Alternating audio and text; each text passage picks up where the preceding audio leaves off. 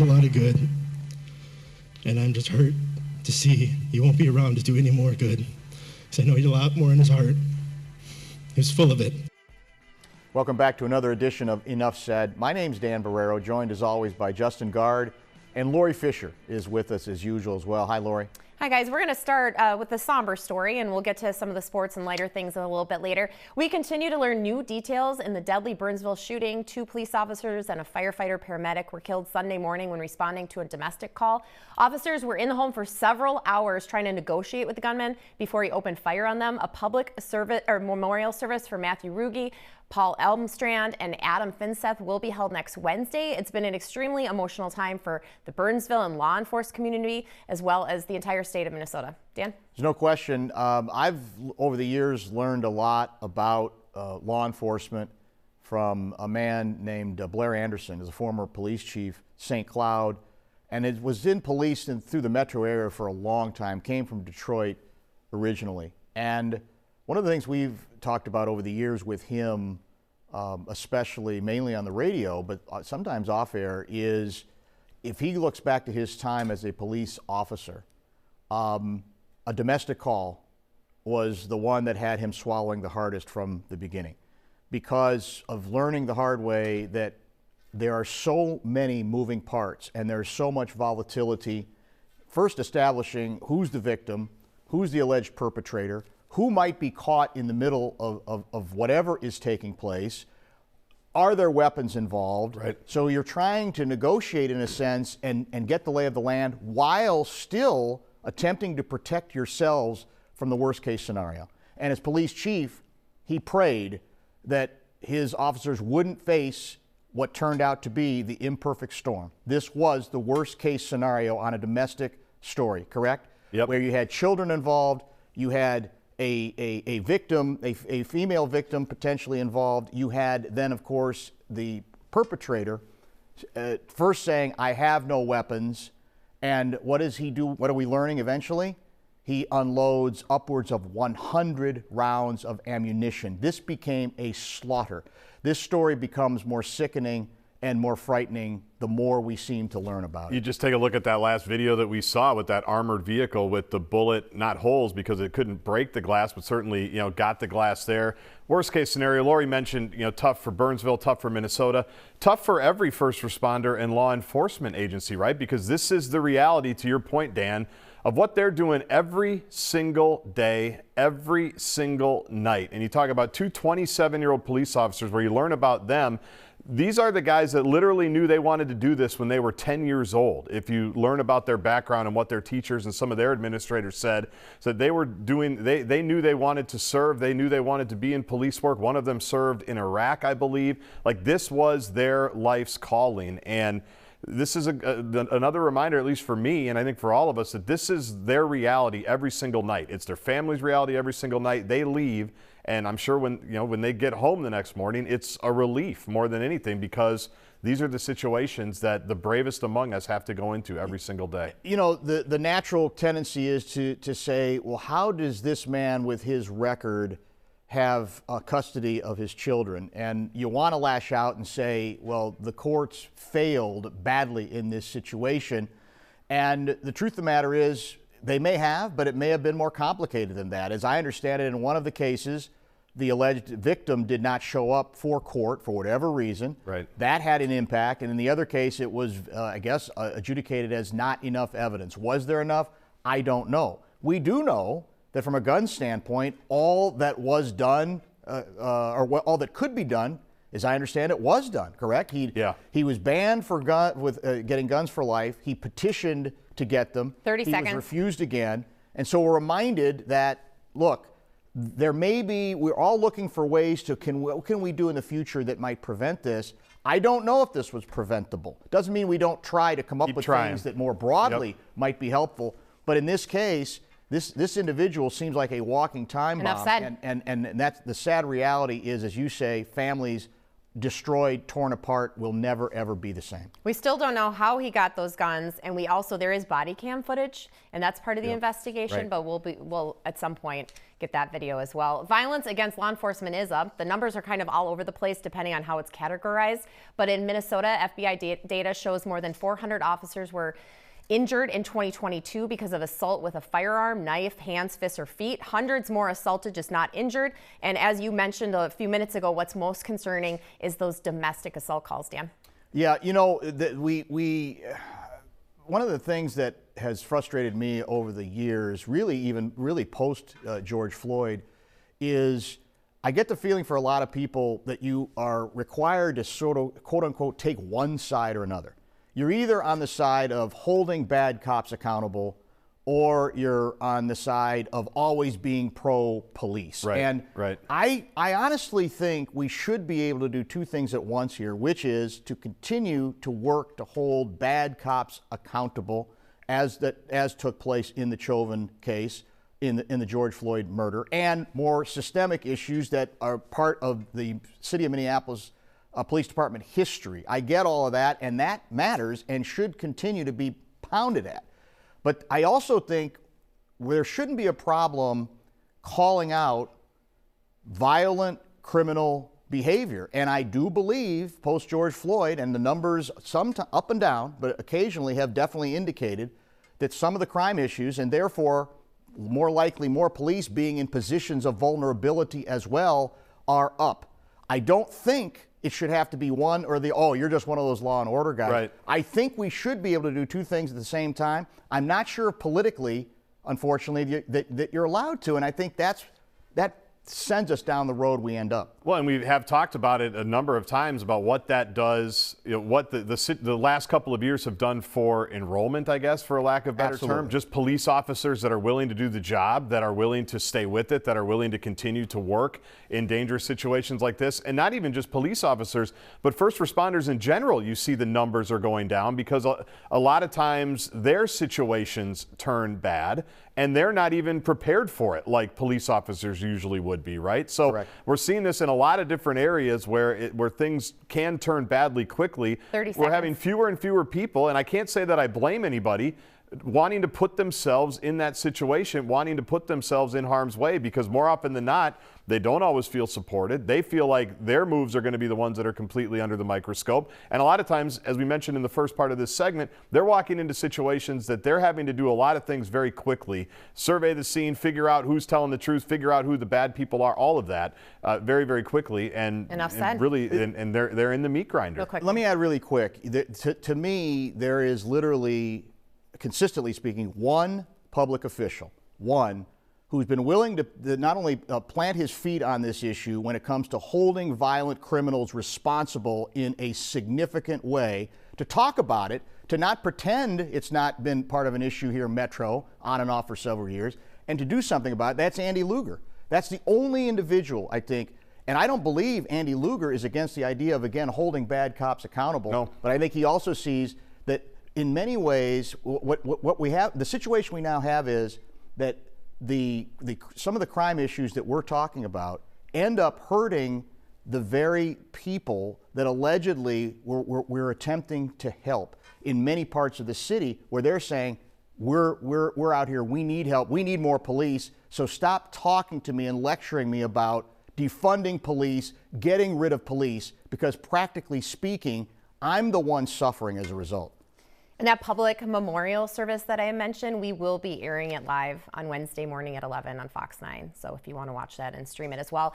Kind of turning the corner here, spring training is underway for the Twins in Fort Myers, Florida. Their first game is Saturday. They'll be looking to defend their AL Central title this season. Earlier this week, Twins executive Joe Pohlad ruled out spending big money on some big names, Justin. The only thing that changes is the first name with the Pohlad, right? Yeah. It's amazing that they got the Pohlad family manual, the heirloom, passed down from Carl all the way down now to the third generation. This is my generation of Pohlad. I had big hopes I had big hopes we were going to be hip now with it, and wow, we were going to be new age. You got to spend money to make money. It doesn't appear that's going to be the case.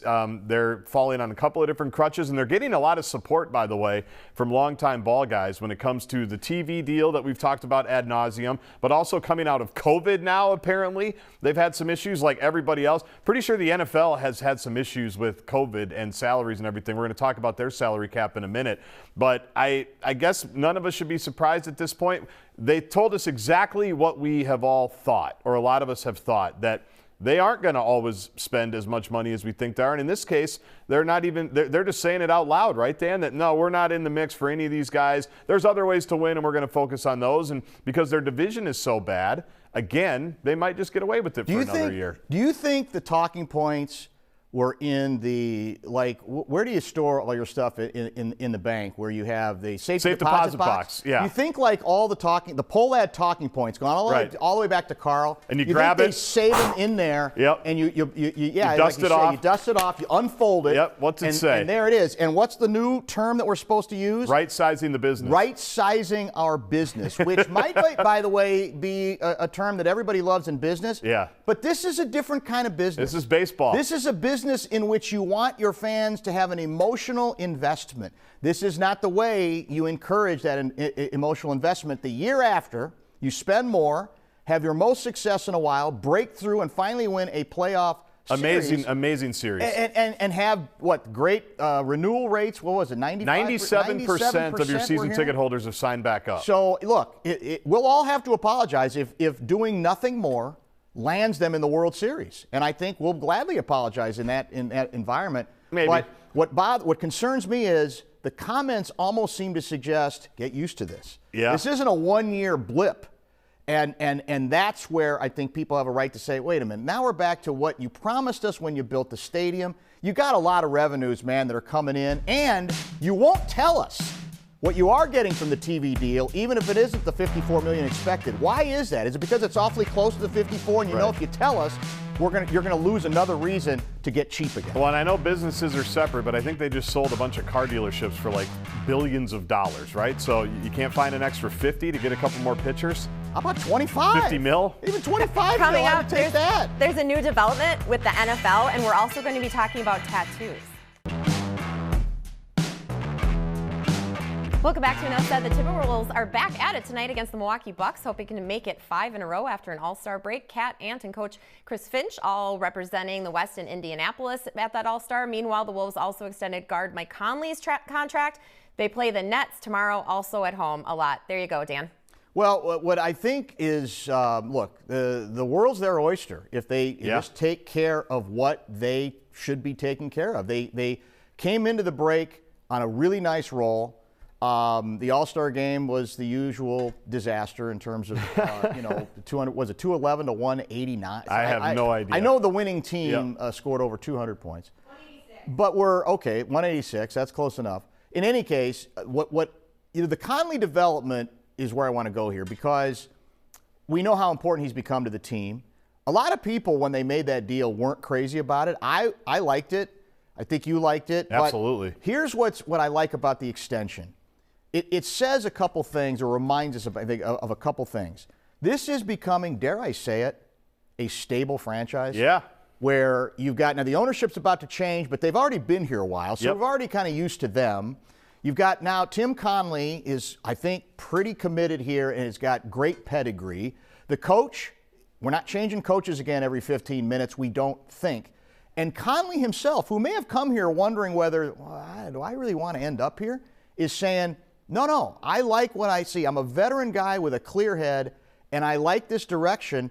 If we do this right and we stay stable like this, we have a chance to be good for a while. So, yeah, I'll raise my hand at a good price, actually, for the team itself. It really is. And so we do not associate anything but volatility and stupidity with this organization. And now you're saying these are the nice, second-level, stable moves that really effective professional organizations do, and I think that's why it's important to point out the Conley deal. Well, and that's why the first Conley deal, the Tim Conley deal, I think has shown to be very shrewd by whoever made it, whether it was Glenn Taylor with Mark Lowry and A-Rod or the business people that sat in on it as well, to go out and identify a big-time executive who had built something in Denver, which, by the way, a championship team the year, obviously last year, and they were one of the favorites this year, even though they're only in the top 4 at the moment, to go out and get that person and say, we have some building blocks.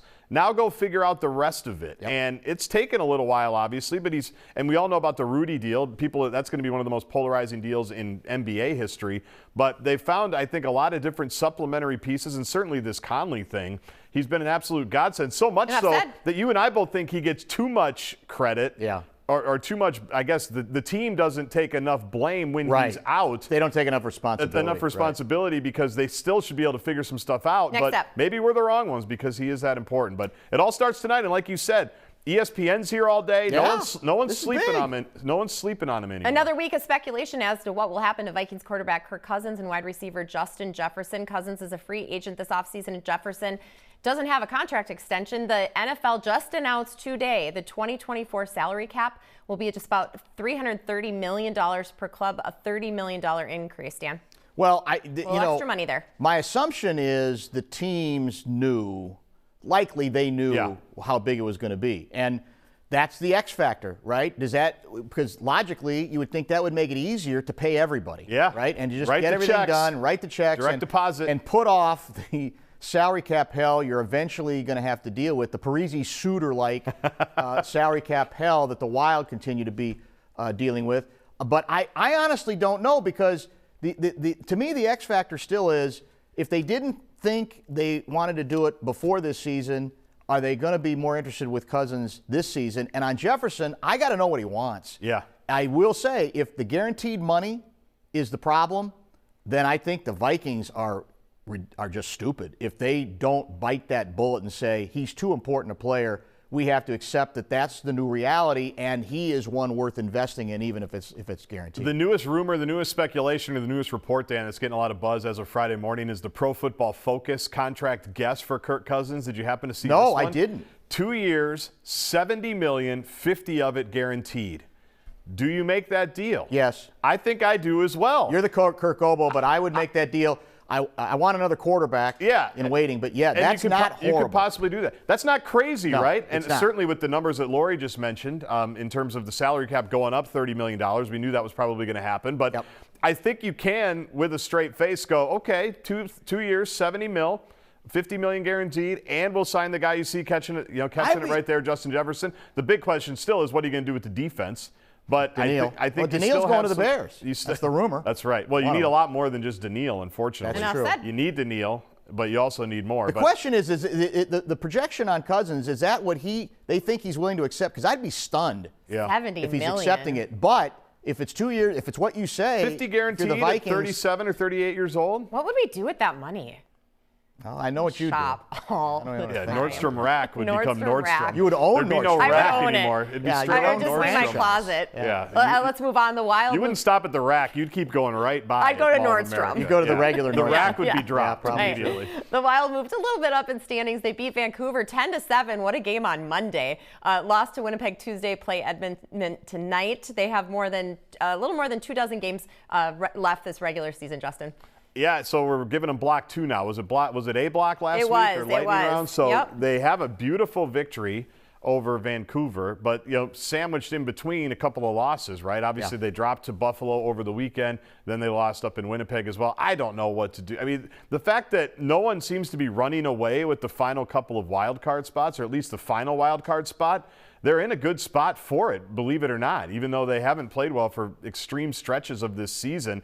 So I guess you got to just go for it. I guess you got to do it, because you're not good enough to tank. We've talked about that on the show. You're not good enough to get into the top, or bad enough, I should say, to get into the top 5. So I guess the league is making it almost impossible for you to completely become disinterested in the whole thing. I'm still not sure exactly what to do. Well, you know, you're back to they got a couple of tough games back to back, including tonight. Yeah, Edmonton and Seattle. If you find a way to win those 2 games, then I think probably people will perk up again a little bit. You're in business. I think last night, Thursday night, everybody who was they're battling all won, or most of the teams won, and it shows you how quickly. You know, it can look good, only 2 points, right? But it can change so fast and be so volatile. So I'm sticking to my pledge. I'm not going to take them seriously until they are at least tied. You know, same number of points, same number of games for the last wild card spot. And I don't even know if that's something to celebrate, but that's sort of where we're left.